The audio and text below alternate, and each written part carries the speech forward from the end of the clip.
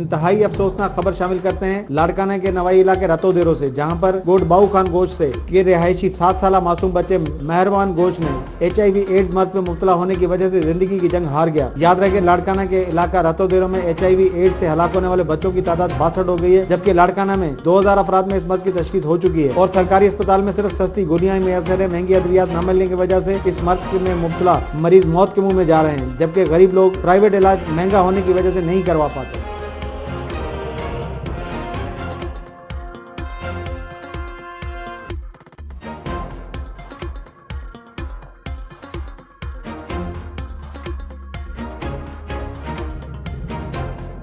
मजीद खबरों और अपडेट्स के लिए देखते रहिए हमारा YouTube चैनल HRJDO न्यूज।